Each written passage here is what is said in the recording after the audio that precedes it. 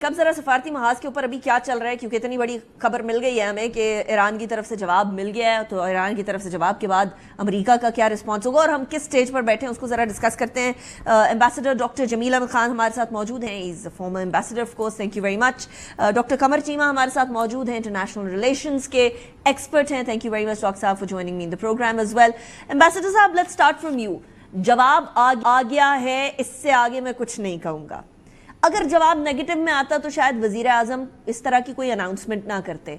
हम समझें कि मामला आगे की तरफ बढ़ रहे हैं मस्बत साइड पर। जी हाँ, ज्यादातर हमें यही समझना चाहिए क्योंकि उसके जवाब हैं और उसके जुजियात हैं जिस पर बेस करके हम ये समझ सकते हैं जो आपने जिस चीज का इजहार किया है।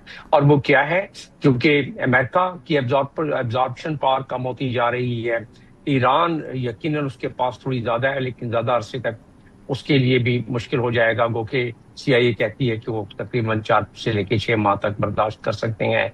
तीसरी चीज, ये दुनिया पूरी दर्द और तकलीफ में मुब्तला है और दुनिया का प्रेशर भी आ रहा है। चौथी चीज ये है कि डोनाल्ड ट्रंप वो अब जाने वाले हैं चाइना में जो उनके अहदाफ हैं वो हासिल करने के लिए जरूरी है कि वो ये अपना बैगेज साथ लेके नहीं जाना चाहते हैं कि जंग जारी हो और उनको वहां बड़े रेड कारपेट के रिसीव किया जाए। पांचवी चीज ये है कि पुतिन ने भी गुज़िश्ता शब ये बात कर दी कि यूक्रेन की जंग का इख्तिताम होने वाला है और वो यही समझ रहे हैं कि अभी ईरान की जंग भी इख्तिताम पजीर होनी चाहिए।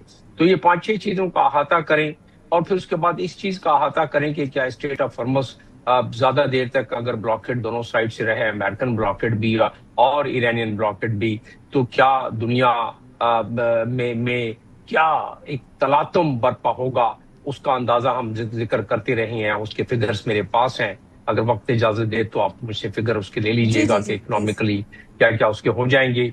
लेकिन इन तमाम चीजों को अगर हम अहाता करें तो जवाब यही निकलता है कि हाँ, ये वन पेजर किस्म का एक इनिशियल एंडिंग ऑफ वार का हो जाएगा with 30 days window to deliberate on the other points. लेकिन उससे पहले हमारी इसमें बैक चैनल डिप्लोमेसी इतनी हो चुकी है कि जिसको कैलिब्रेशन और रिकैलिब्रेशन किया गया है। और अब जो जवाब का मुंतजर होगा ईरान और अमेरिका की तरफ से, तो उसके बाद हमें मजीद भी चीजें वाज़ेह हो जाएंगी और हमें तवक्को करनी चाहिए कि सुबह तक कोई इसका हमें इशारा मिल जाए। तो इन तमाम अवामिल को अगर हम अहाता करें तो अंदाजा यही हो रहा है कि अगले हफ्ते किसी किस्म की कोई डेवलपमेंट होगी और वो इस्लामाबाद में ही जिसका इंदिया दिया जा रहा है और जिसके असरात और जिसके हालात नजर आ रहे हैं उसमें। और पाकिस्तान को फिर यकीनन इसके लिए कि एक पाकिस्तान के लिए लैंडमार्क दोबारा हमारे लिए होगा कि इस किस्म का हो। तो क्योंकि सवाल ये पैदा होता है कि अगर ये सिलसिला ज्यादा खिंच जाए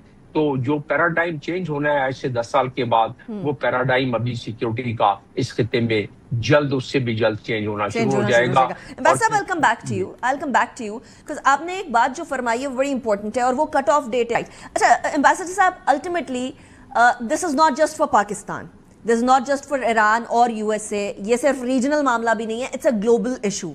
तो पाकिस्तान अगर सक्सीड कर जाता है इंशाल्लाह ताला अगले हफ्ते में इस तरह की कोई सॉल्यूशंस को ढूंढने में और इन दोनों फरीकैन को किसी हल की तरफ लेकर जाने में, तो उसका ग्लोबल इम्पैक्ट क्या देखते हैं आप?